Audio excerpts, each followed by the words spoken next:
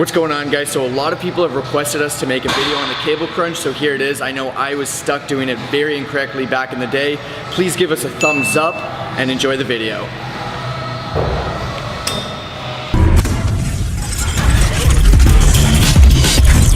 First and foremost, as you guys know the drill, we're going to 3 common mistakes. The first one, this is going to be opposite to all the other videos we make. You don't want to retract that scapula. This is the one time you want your spine completely bent. So you want to get that hunch even when you're lifting up. You want to hold that hunch because you have to consider you're actually trying to crunch here. If you have this retracted, you can't really get a good crunch. You need this forward to be able to squeeze into that crunch. And that is number one. As you can see, Kyle's doing it here. He's got his back very postured. It looks very awkward. It looks like he's trying to kiss the floor, and that's what you're gonna get, as opposed to actually trying to drive that chin all the way down to the knee and really get that big contraction that you're aiming for with this exercise. Number 2, guys, is trying to kiss the floor. This is the most common mistake because you're actually completely screwing up your range of motion.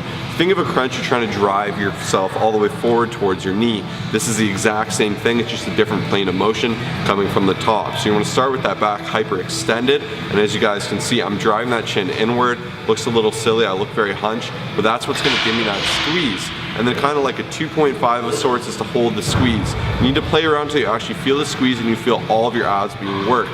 If you're going too heavy, you're really going to screw yourself up because you're not going to get the contraction you need to make this exercise worthwhile. If you're going too light, you're not going to feel anything. You're going to have to rep it for days, and that is another huge issue.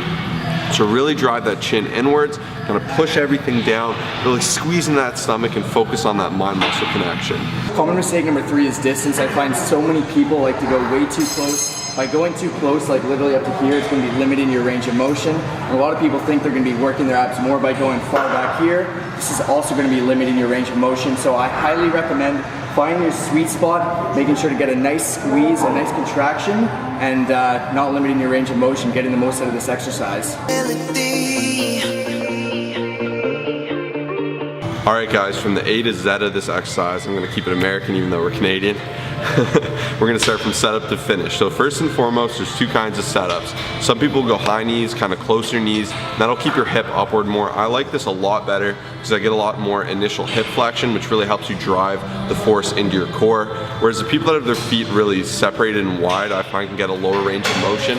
And a lot of people say to keep your butt down, but I recommend kind of keeping it up, but keeping your hips under flexion to where you can drive into the core, because that's where that whole exercise lies. Like even if you're just standing, you look a bit dumb, but you got to learn how to squeeze into that core. And I find by starting with that hip flexion and then driving inward into your core region, you're going to get an amazing contraction. So that's why I would recommend closer knees. If you do find wider knees more comfortable because your hips and get better flexion, that's up to you. Next and most important is your grip. You're going to get a grip like a Facebook grip. You're gonna grab on. Now here, I really recommend pulling it down all the way to the shoulder. Some people say head, but I find when you let it stretch and move, it's easy to start overcompensating by pulling through your arms with your lats, and that's not what we're going for. We want that right on the ab. So you're gonna pull that downward here, as you guys can see. I have it nice and close to my head. Now from here, I kind of get that weird little bend in the back, right? So that's a hyperextension of the back, which is normally a horrible thing in exercise. So this is the one time we're gonna run contrary to that typical rhetoric. But here, past that, I'm driving the chin inward, and I'm trying to put a lot of force on my abs and keep that all the way down to a huge contraction. You guys can see, I like to hold and make sure I'm really isolating the muscle. But on the way up, you're gonna wanna go to where you feel your abs nice and extended. Not overextended, you don't wanna go too high, that's another common issue. You wanna go just where they're fully stretched out and fully contracted, just like any other muscle. Just like a bicep, you extend, you contract, and that's all it is. And with anything you do, that's what's important. But for this one, above all, play around with things, give it a try, and make sure you're actually feeling your abs when doing this exercise. Thank you guys so much for checking out this video. If you liked it and you learned something, please smash that like button. It really helps us out. Drop a comment, say what's up, say you liked it. Any questions or comments you have, we're happy to answer. We have a lot of other great how-to videos, so I recommend you check out our how-to playlist. That's the first link in the bio.